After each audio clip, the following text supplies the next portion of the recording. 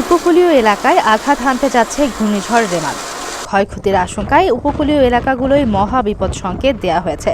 শুধু বঙ্গোপসাগরেই নয়, গত কয়েক বছর ধরে পুরো বিশ্বই ঘন ঘন ছোট বড় ঘূর্ণিঝড়ের সম্মুখীন হচ্ছে। আর এই ঘন ঘন ঝড়ের জন্য বিশ্বের উষ্ণতা বৃদ্ধি ও জলবায়ু পরিবর্তনকে দায়ী করছেন বিজ্ঞানীরা। এমনকি একই সময়ে বিশ্বে একাধিক ঝড়েরও তৈরি হচ্ছে। বিশ্বের উষ্ণতা বৃদ্ধি এবং এল নিনোর নিরপেক্ষতার কারণে সাগরের পরিবেশগুলো অতিরিক্ত উত্তপ্ত হয়ে উঠছে। ভারত মহাসাগরেই স্বাভাবিকের তুলনায় তাপমাত্রা 1-2 ডিগ্রি বেশি উষ্ণ ছিল। এসব কারণে এখানে ঝড়গুলো দ্রুত তৈরি হচ্ছে। এর মধ্যে অনেকগুলো ঝড় পরবর্তীতে বড় হচ্ছে, অনেকগুলো আর বাড়ছেই না। তবে যতদিন পর্যন্ত সাগরের উষ্ণতা যথেষ্ট মাত্রায় নিচে নেমে না আসবে, ততদিন এসব ঝড়ের দেখা পাওয়া যাবে। সমুদ্রের উষ্ণ পানির কারণে বায়ু উত্তপ্ত হয়ে হঠাৎ করে এসব ঝড়ের তৈরি হয়। তখন তুলনামূলক উষ্ণ বাতাস হালকা হয়ে যাওয়ার কারণে উপরে উঠে যায়, আর উপরের ঠান্ডা বাতাস নিচে নেমে আসে। এতে নিচের বায়ুমণ্ডলের বায়ুর চাপ কমে যায়। তখন আশেপাশের এলাকার বাতাসের তারতম্য তৈরি হয়। সেখানকার বাতাসের চাপ সমান করতে আশেপাশের এলাকাগুলো থেকে প্রবল বেগে বাতাস ছুটে আসে, আর সৃষ্টি হয় ঘূর্ণিঝড়ের।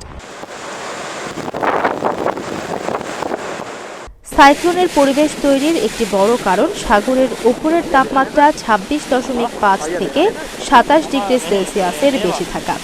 এখন বিশ্বের অনেক এলাকার সমুদ্রেই এমনটা দেখা যাচ্ছে, তাই ঝড়েরও সৃষ্টি হচ্ছে।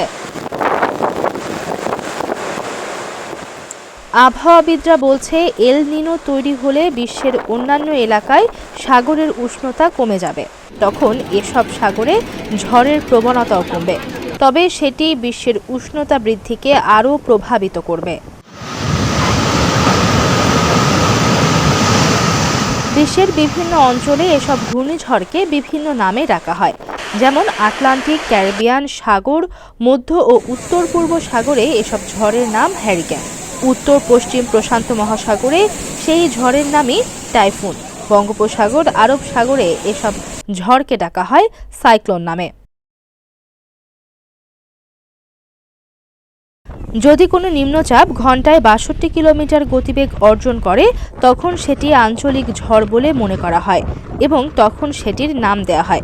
কিন্তু সেটি যদি ঘন্টায় 119 কিলোমিটার গতিবেগ অর্জন করে, তখন সেটি হারিকেন, টাইফুন বা সাইক্লোন বলে ডাকা হয়। ডেস্ক রিপোর্ট, প্রতিদিনের বাংলাদেশ।